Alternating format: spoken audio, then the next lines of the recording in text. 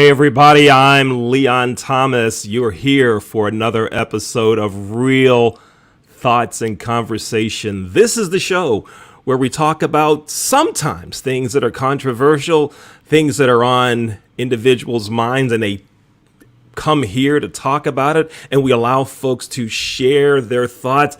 But today, it's a little different. We're going to highlight the hospitality industry and talk to two giants in the industry about what's going on in the industry, what's going on in the hotel business, and the success they're having with their podcast. I'm Leon Thomas. You're watching Real Thoughts and Conversations. We're here at least once a week, either Tuesday at 8, Wednesday at 8, Thursday at 8. You get the point. It's 8 o'clock. Whenever we're here, we'll be here, and we'll make a notice on LinkedIn, YouTube, Facebook to let you know.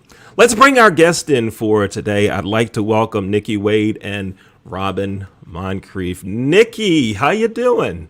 I'm good. How are you? I am just groovy. Yes, I am. Hey, Robin, how's it going? Hey, doing well. Thank you so much for having us on today. Yeah, thanks for being here. We've been trying to arrange something to get y'all on the show for the longest time, and it wasn't your fault. It was my fault that we could never hook up. But hey, we finally did it, and we're right here. So you guys have a podcast, and we're going to talk about that podcast in a minute. But here's what I'd like to do. Talk about your careers. Robin, let's start with you. Talk about your background in hotels. Okay, so I am 30 plus years in the hotel industry. I started out in operations at the front desk, like so many of us do. And I worked my way through the operations. So from front desk to housekeeping to the sales and catering office, where I am now. So I was an admin, and I got the sales and catering bug watching other sales managers book business, have meals in the restaurant, hang out with clients, and it looked like they were having a good time. And I was like, okay, that's something that I want to pursue further. So 20 plus years in sales now. I've worked at seven properties based in Texas right now, and hospitality is my passion. Once you're in this thing, you're in it. So brings me to today, director of sales and marketing, and business is coming back, so we are excited about the return of leisure travel, business travel, and also groups, conventions, and the like. Okay, great. And Robin, tell us about Nikki, tell us about your background, please. Sure. Well, my journey was a little bit different. I actually, as a college graduate, participated in a management development program, and I knew I wanted to be in sales. So that was the focus of my internship, if you will, that I was doing. And from there, I was placed into a property into the Northeast, and I started as an executive meeting manager. And that's a position, sometimes some hotels still have it, not all do, but you're basically booking and cooking. So I was selling and servicing everything that I booked. And I did that for a little while, and then I really wanted to come back to Houston. So then I came back into the Houston market in a sales manager role. And I've been in sales now right around like 25 years. That just sounds like wow, forever. Like I was born in the parking lot. But yeah, and I've had the opportunity to work at somewhere between 9 and 10 different properties. And I've worked for every major brand and a couple independents. So I've definitely I've been around in our industry. Yeah, you've been around. You've done it. You've been around. You've done a lot. And you said you were in the Northeast for a while, right? I was. Where were you in the Northeast? I was in Hartford, Connecticut. Okay. For a year. All right. And you got enough snow and said you got to leave, right? Yes. It beat me down. That first day I had to clean off my car after work, I was like, "Whoop, okay, this Yeah. is enough is enough." All right. Yep. Yep. That'll do it. Now, when I listen to your stories, I hear so many similarities among other folks that I know that work in the business. Robin, you said that you started at the front desk, right? I started at the front desk. I know many others that did. I started as a night auditor. Working that overnight shift where you really had to do audit work then, Yeah. with a pencil and Hmm. calculator and, Yeah. and all. I mean, it wasn't like this. It was the one with the paper spools and everything out The of it. But budget you, check, the credit report, yeah, all the yeah, manual stuff. Yeah, for right. sure. You had to do all of that stuff. Yeah. And yeah, and Nikki, you talked about that you were selling and cooking, right? You were doing it all. Right. And here's something I want to say about the Northeast. My early career was in Pittsburgh, right? Of course, it snows a lot, right? And there's an area in Pittsburgh called Cranberry Township, right? So it's kind of north of Pittsburgh. So check this out. One of the hotels in that area, when it was snowing, went to their competitor's hotel, went in their parking lot, and removed the snow from guest cars in their competitor's parking lot. Oh, okay. And they had little plastic like baggies, and they put a note in it that said, "Your car was cleaned courtesy of our hotel." Wow. Right? Wow. So Yeah. I'm like, wow, that's pretty good. So here's what happened. The general manager of the hotel, who was not cleaning the cars, they called the police and said, "These folks are coming over and cleaning the cars." Right? And the cops are like, "What? What are you What do talking you want about?" us to do? Yeah. Yeah, yeah. Give me one of those cards. I'm gonna go stay at that place. And the general manager of that hotel says they got business from it. So Wow. Wow. who knew? I mean, Who that's knew? service. Yeah, That's service at a That's different memorable. level. yeah. Yeah. That's pretty cool stuff. Yeah. So now let me ask you this: how did y'all meet? We actually met at one of the hotels when Nikki was an intern, um, 20 plus years ago. So we worked Okay. at an airport property together, and we've been friends ever since. All right, right on. Yeah. So airport property. So you go home, you sold 50% of your rooms, and you show up the next morning, you're sold out. That's it. That's it. Yeah, That's you come it. to work and it's like 20%, and then you let like a thunderstorm come through and you're 100%. Yeah. So no 2 days are the same, and it can change on a dime. So Yeah, that's it. That's it. Now, that's what Nikki, we love about it. that's Yeah. what you love. That's right. Yeah. That's right. Yeah. Nikki, let me ask you this: as you were growing up in the business, did you have a mentor, someone that helped you along the way, that pushed you? Did you have a mentor when you were coming up in the business? No, I did not. And I think like during that time, so you're talking about like 99, early 2000s, there wasn't a huge push for that.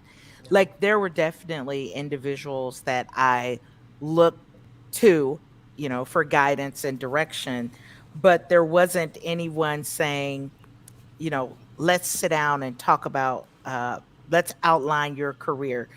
This is what you should be doing. They're just, that just wasn't available to me, I Right. guess is what you would say. Yeah. Yeah, Yeah. Robin, what about you? Same. There was no direct or clear um, career path. It was like the position that you're in is the position that you're in. And back then, I didn't know that I needed to seek out a mentor, or I needed to have somebody to advocate for me. I mean, I guess I needed to advocate for myself, is what I've since learned. Um, but no, I did not have a mentor. It was essentially you were in the position that you were in, and if you wanted to move up, you applied for something and hope that somebody on property would endorse you, and that was pretty much it. But Mhm. you did not get the grooming Right. that you needed to move to the next level. Mhm. And it's a little bit different now, not a lot. I mean, a little bit No. has changed, but certainly there was no one that looked like us that was, advocating or giving that push, saying, "Hey, this is what you need to do Yeah. this, this, and this." Yeah. So back then, absolutely not. Yeah. Now there may be a different, it Maybe may be a a different, slight difference, or just, maybe a Well, little. and I mean, I think people, but I think now, like Robin, you and I talk about this, we realize the importance of you got to make a plan, connecting yourself to the yeah, right, quote that's right. unquote, right people, or watching others and be like, oh, that's what she did, or that's what Hmm. he did. Yeah, But there's not, not a lot has changed, yeah, from then to now. So, yeah. No, but I'm going to think that because the two of you met and had similar paths, that you probably helped each other, pushed each other, shared information with each other along the way, Yeah. which is one of the reasons you're still successful now. That relationship, that community that the Hmm. two of you have, right? Yeah, I would say absolutely. so. And Yeah. then back then we worked the markets. We worked a similar market. Well, Nikki was more corporate, but back then I worked pretty much everything. So I was a member of Coalition of Black Meeting Planners. So I saw other folks that looked like me that worked in the sales office, and so we kind of encouraged one another. But still, there was no real handout to pull you, or help push you to the next level. Yeah. But we encourage people now Right. Yes. to advocate for themselves. It's like, if you want a seat at the table, get a seat at the table. Bust your way through and don't take no for an answer. If you see a position that you want to pursue or that interests you, figure out how to get it. Back then it was like I would not be able to ask the director of sales and marketing about their position because they would think I'm coming for their position. Right. Right. Yep. you Yep. It's know, and it's true. like, Yeah. okay, let me just go sit down and do my job.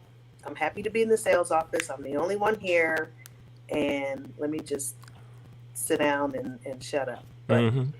now the kids are not taking it, No. you know. The Right. No, kids that's are what not you're taking saying. it like that now. They're like, Yeah. no, this is what we want, and this is how I'm going to get it, and you're going to give it to me or somebody else will. So I love that Absolutely. about Yeah. yeah, Not afraid to the say what I generation want now. and leave. Oh yeah, Right. Oh, If yep, yeah. you're not giving it to yeah, me. Right. absolutely. Now, Yep. the two of you have become leaders in the hospitality business, right? And I want to congratulate you on that. Thank The you. International Hospitality Institute has said that you have one of the top podcasts in hospitality, Yeah. and they recognized both of you individually as being the most influential voices, the top 100 most influential voices in hospitality. So, right on to you. Thank Congratulations to you. both of Thank you. you That's so good much. stuff. Yeah, good We stuff. were So, so honored, and I mean, just surprised because, Very surprised. That's the yeah, word. because we're sitting on a podcast and commiserating about whatever whatever was going on with us while we were available to the industry, while we're looking for jobs.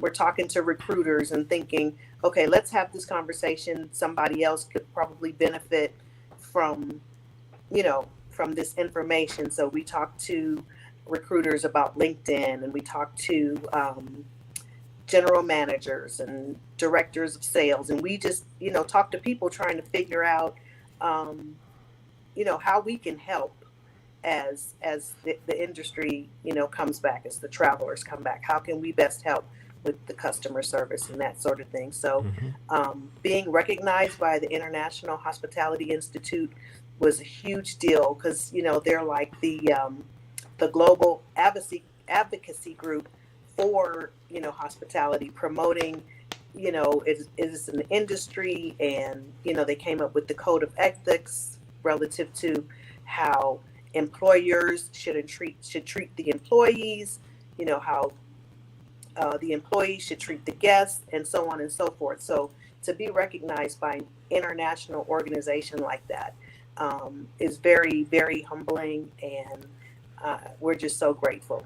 yeah, Absolutely. it's a big thing. It's a Yeah, really big deal. yeah, right? Thank Because you so I much. looked at the full list and to see some of the names that are associated with you. I'm not going to Yeah, say that you're associated with them. I was They like, wait are a minute. associated with you, Yes. right? I mean, that's really really good. Congratulations. And Thank you so much, no, Ken. My tell us. Go ahead. Go my ahead. I was just gonna say, I was actually attending an event, and my phone was like pinging all night, and I was like, "Oh, I'll get back to it later," and then it did it. I was like, "Let me just look," and it was Robin, and the text message back to her was, "Who? Who are you talking about?" Right. Yeah. Right. Having Great. no idea. Very, Yeah. very, very Yeah. humbling Yeah. moment. Yeah. Yeah, Very much so. congratulations again. Now, y'all made mention some about your podcast. You talked about how you were talking about what was going on at the time. Tell Mhm. us the name of your podcast, where it's available, and go into some. Take a couple minutes and tell us some of the things you talk about on your podcast. So the podcast is called Don't Look Under the Bed, a hospitality podcast. We started it we I'm started it while we thinking, were both available to the industry. So we'd have these conversations. We were both, at home in our soft clothes, looking for work.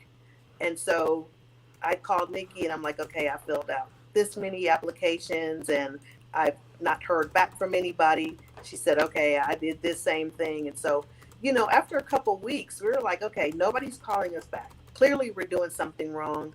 And then I said, we're having these conversations. Let's record this. This might be helpful for somebody else because at that time, most salespeople were either on property cleaning rooms or they were at home like us wearing soft clothes. So we recorded and I got a recruiter on and basically she told us what they were looking for, what was going on in the industry, where people were hiring. And so it kind of was born from just us having conversations at home, and then we just opened up the microphone and just said, hey, let's talk about it and push it out. yeah.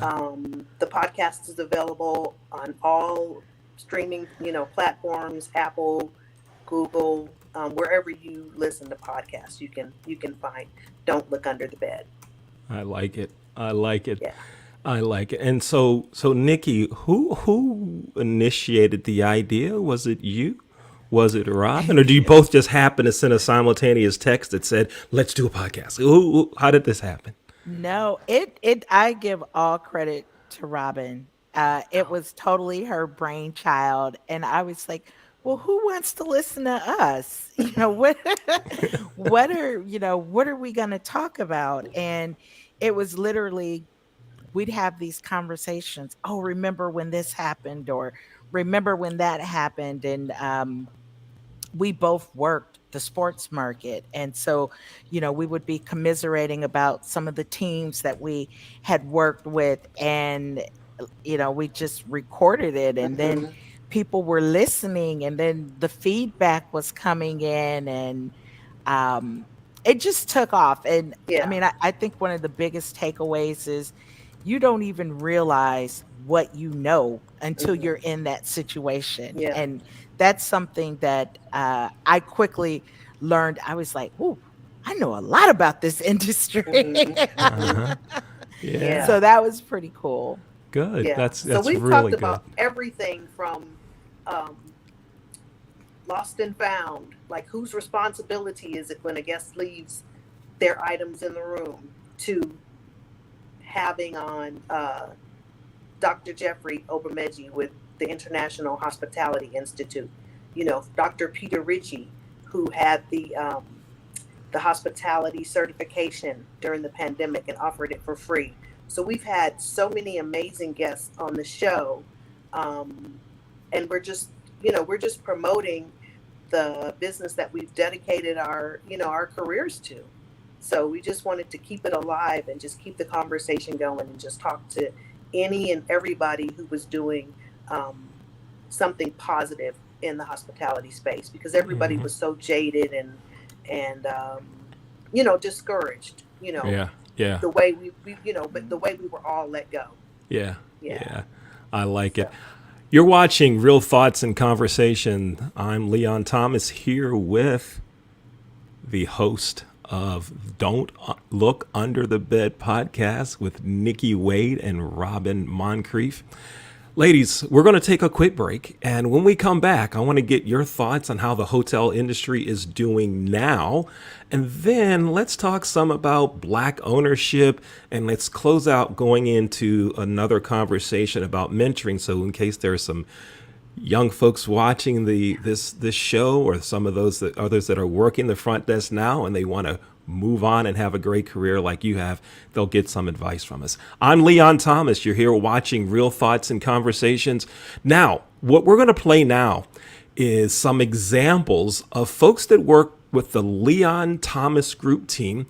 To learn more about us, go to the leonthomasgroup.com, and you're going to see some video commercials that were done by Kelly Johnson and Dion Hunter. We'll be back in a couple of minutes. Here we go.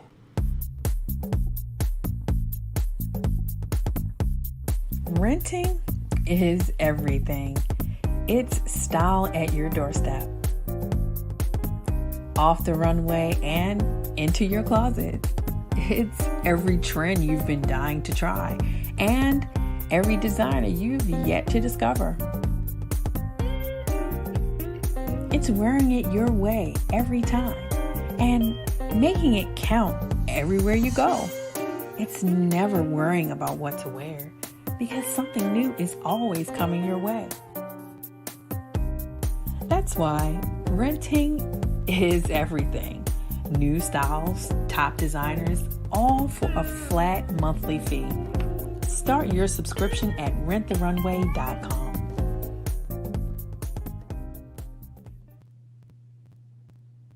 Slow roasted over hickory fire and pulled by hand. This is the way pit pork has always been done. Pulled pork lovers, rejoice. The smoky old days are back at the Smoke Shack. From the creative team that brought you the Browning Project and Dead by Morning comes a new thriller that will change the way you look at white-collar crime forever. Falling from the Sky.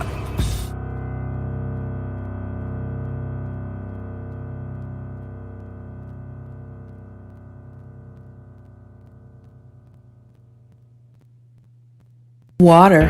It's everywhere. We drink it, we bathe with it, we cook with it. Coffee's made with water. Toilets won't flush without it. It's used for washing clothes, dishes, utensils, pots, pans, floors, and our teeth. Plants and crops need water, animals drink it, and fish need it too. And don't forget, we can have a lot of fun in the water. Water. What would we do without it?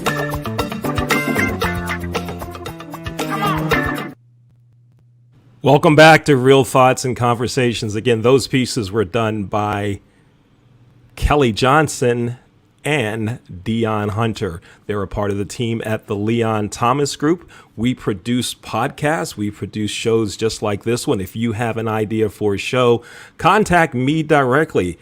Go to our website, theleonthomasgroup.com. And of course, if you need voiceover work and you want to have Kelly and Dion participate in that, they're growing superstars, and they'd love an opportunity to work with you. We're here today with Nikki Wade and Robin Moncrief, the host of the Don't Look Under the Bed podcast. So Robin and Nikki, let's talk about the state of hotels right now. Now, a couple of years ago and last year, I read all of the earnings reports from all of the major companies, and they all mentioned, not exactly in the same order, but in some point in their report, they said, if gas prices are low, consumer confidence is high, and unemployment is low, the hotel business will get back and will start a rebound and start doing well. How is the business doing now? Robin, let's start with you. How's the hotel industry?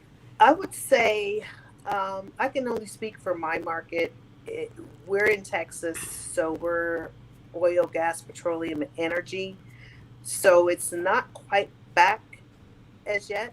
There are other markets that are thriving, like the leisure markets. So um, Florida, for instance, booming. They, you know, Mexico, um, New York, San Francisco. Um, High demand cities have been booming with leisure business. There is some convention business coming back, um, but it's been slow to return, as has been business travel. So for us in Houston, we have had um, some citywide conventions that have returned. However, maybe a third of what the attendance has been in the past. So that's what we're seeing. Okay. Yeah. Nikki, what are your thoughts on that? Yeah, that's pretty much where it is. I think, like I always say, bravo to the leisure traveler because they are definitely still getting out doing their thing. Youth sports has been a big Mm-hmm. one. Yeah. And I think it's just relative to where you are. If you're in a strong baseball town, Mm-hmm. or like UIL basketball is huge, Yeah. and they move around, and we have baseball almost every weekend. So I think it comes down to where you are. I am Yeah. seeing different requests for corporate groups, but at that same hand, you see the proposal and you send it, and then maybe 3 or 4 weeks later, they're like, "Oh, we're postponing." I think Yeah. that's the other thing. People are in this waiting game, whether it's waiting to see what's going to happen, or there's some kind of budget talks happening. Mm-hmm. So corporate hasn't, for at least in my market in Houston, corporate hasn't come back on strong. We are seeing some small pieces here and there, but right now it's definitely leisure. Like they're the winner, and just depending on what type of property you work at, Yeah. it may be enough. It may not work, just depending on what your strategy is. We hope it works, but we all know hope is not a strategy. So Right. we just we're like, Right. I hope I get that contract signed. Yeah. Well, But it's hope's it's it's it's not not a a strategy. strategy, right? Yeah, yeah. Now Yeah. let's talk about the status of the industry in some other areas, and I see Voss Parkins ask the question here, and it's kind of where we're going next.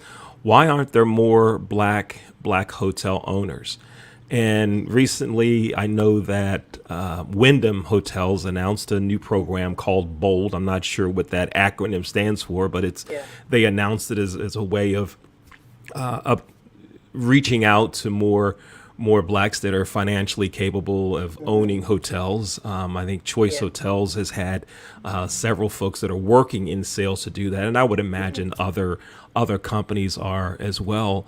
But and there's a group, the National Association of Black Hotel Owners, Mm-hmm. Operators, and Developers, who's an advocacy group to bring in more black owners. But Yeah. I still just don't see a lot. And another thing with that, I hear conversation about black owner, black owner, black owner, Yeah. but I'm wondering when we're going to have the focus on let's get more black general managers or more Yeah. black department managers. So Yeah. I'd like to y'all to talk about that. Let's talk about that some. Nikki, let's start with you. What are your I thoughts on that? I mean, being in the industry as long as I have been, and just having different experiences, um, I think and I mean, I could be 100% wrong, but I don't even think hotel ownership was something that people saw possible. Right. That Black people saw as a possibility, Mm-hmm. that I can own this. I can be a owner. Like, I've been at the hotel when the owners have come. Mm-hmm. I've, seen them when they're there, but never, and I'm probably as close as you can get to the operation. Never once did it occur to me that I could own this hotel. Right. And Yeah. so I think that's probably first and foremost. Maybe you could own a small bed and breakfast or some kind of inn or something like that. But to have a brand name property, Yeah. as a African American hotel owner, that's some I don't know how many people actually were thinking about that or Yeah. even realizing that that's possible. That's true. Hmm. Yeah. Yeah. Yeah. Robin, go ahead. Yeah, I was going to say the same thing. I never knew it was even possible until I met Davon Reeves of the Bond Group. She is teaching and has taught so many how to buy a hotel. She literally has written a book, How to Buy a Hotel, and she is teaching people, Black people, how to be hotel owners and investors. So it is achievable. It is within reach, and you don't have to do it by yourself. You can get 10 people and you can invest in, in a property. There's like less than 10 steps that you need to buy a hotel. So the initiatives that the Wyndham and Choice that they're doing, that's great. But I would probably start with her first because she has the blueprint that is going to actually take you through each step to buy a hotel. Hmm. Yeah. Yeah. It's interesting that you really what y'all are talking about is, especially with the Vaughn Group, that she's mentoring, she's helping, she's Yeah. teaching folks how to do it, right? Mhm.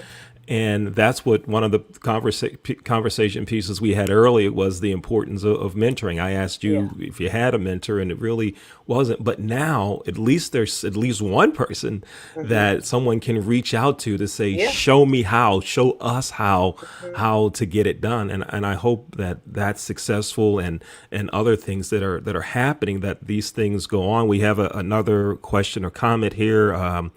Is it true that Black owners aren't allowed to run their own hotels? That they're required to have a management company? Is this true? Well, I'm not certain if that's true or not, but you want to have a hotel management company running your hotel, the day-to-day operations. That's what you want. So, I mean, I know I don't want to sit at home and actually run a hotel. I want a management company to actually run the day-to-day operations. I mean, Particularly, you yeah. can certainly do it if you have time, but that's not Yeah. something that I would want to do. I would want to have a hospitality company, Yeah. management company, Yeah. operated. And I think too, because I've worked for a couple of the larger management companies Hmm. out here, that basically as the owner, the hotel management team or asset manager, they're reporting up to the To owners. the owner. Yeah. So the owners aren't necessarily involved in the day-to-day operations. And there's I think there's different sides to that, where sometimes you do have a smaller hotel where maybe the owners are actually working at the hotel or the relatives are working at the hotel. Hmm. But in most cases, you do want to have a management company. And then those reports are then being rolled up to you. So they're involved, but they're involved from a distance. Right. Yeah. And I think that's the preferred route to go. You don't need someone calling you saying, "Oh, room 212, they're upset," like Mhm. that's not on you. You Yeah. don't you won't get that information. Right. Yeah. I Right. would think also for someone who does not have hotel management experience, right? So here's someone who has the money, or a group that has the money to buy a hotel, but they've never run one, right? All they've Right. done is stay in them. Yes. And Correct. I've seen that go off the wagon, even with general managers that don't have experience, right? I've seen Oh that yeah. wagon go off the Yeah. trail. Oh yeah. Oh, I've run other businesses before. I've run a department store. I ran a McDonald's. I did this. I did this. I can't be any different Okay. but it You is. know, you'd look Yeah. and go, I give him 6 months. I give her Hmm. 8 months. She's not going to be here because it is different. But Voss, thank you for your comments. Thank you for your questions. So we were talking about mentoring, how there are now those that can serve as mentors for hotel ownership. And as we go back to our conversation on mentoring, is the last part that we'll talk about. What about now? What about someone who's working the front desk or who's working in food and beverage and they want to have a career in the business?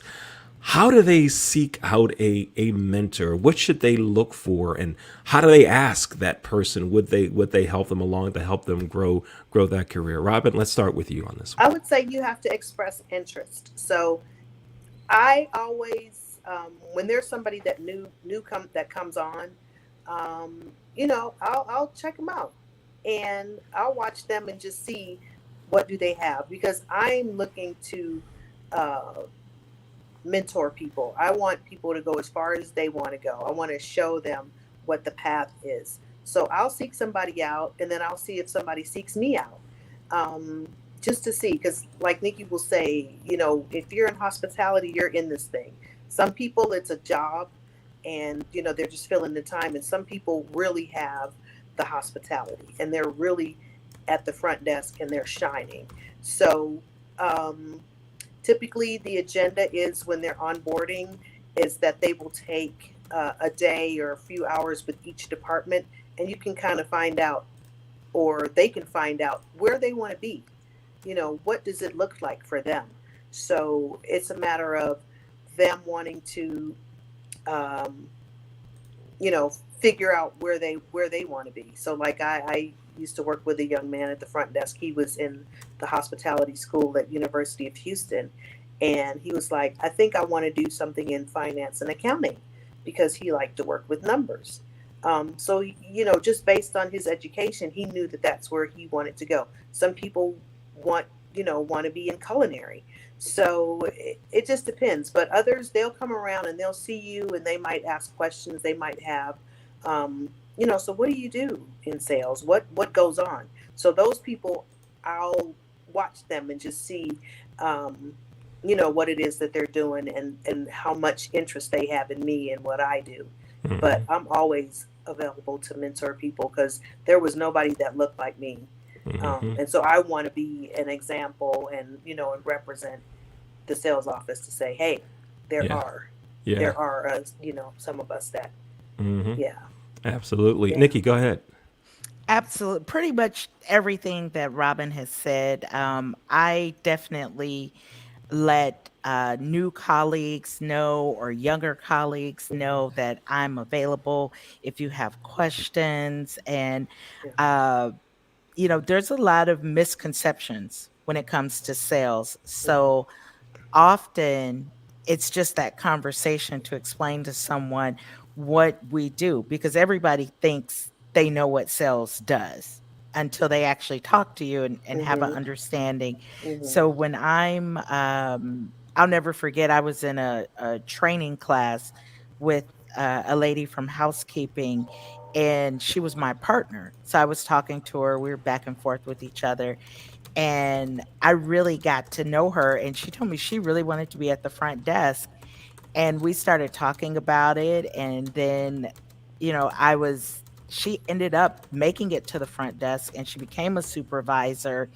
and they never it's like no one had ever noticed her. But just as Robin said, I was sitting with this woman, noticed, she had some shine Hmm. going, and she Hmm. was she was in this thing. So I was like, Hmm. hey, my job is to help you to get what you want, Yeah. and I'm available for that. Rarely do I tell people no. Very rarely do I Yeah. Hmm. say no. Hmm. So if someone comes to me and they're looking for something, I'm like, "Hey, let's figure out how to get it." Yeah. Yes. Yeah. I Yeah. like Yes. it. I like it. That's Yeah. good stuff. Thank you. Thank you for Yeah. sharing that. And listen, your show, your podcast, the Don't Look Under the Bed podcast, has just been recognized as one of the top podcasts in hospitality. You individually, both of you, have been recognized as the most influential people in hospitality by the International Hospitality Institute. So if you're watching this and you know Robin and you know Nikki, you should be reaching out to them to say, help, be my mentor, help me, guide me through this thing, because you're right there. And they've said they want to help. And I've heard Robin say that before. I've heard Nikki say it. So folks, please, if this is what you want that career, here are two ladies, two African-American ladies that have said, I will help you. So please contact them and say, help. Okay, so please do that. Please do that. But also, I want to make sure that everyone's watching your podcast. Again, it's called the Don't Look Under the Bed podcast. I want everyone to please listen to the podcast and check out the things that Nikki and Robin are talking about. Nikki, Wade, Robin Moncrief, thank you so much for being a guest here on Real Thoughts and Conversations. But please don't go away, because after the show, we want to get some B-roll after we sign off. So don't go away. And this is stuff that we promise it'll be nice and funny, and we'll share it all over the place. It'll be a really, really cool time. So thank you both for being with us tonight. Thank you. Thank you. I'm Leon Thomas. You just watched an episode of Real Thoughts and Conversations.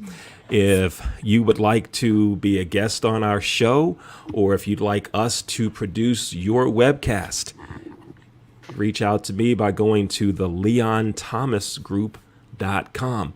And also, one of the shows that we produce comes on Sundays at 6 p.m. It airs Sundays at 6 p.m. It's called 60 Minutes in Black America. It's one of the most popular shows that deals with politics, race relations, and just a wide variety of things. That 60 Minutes in Black America airs Sundays at 6 p.m. on just about every social media network. Thanks for watching Real Thoughts and Conversations. I'm Leon Thomas. We'll see you next time. Take care.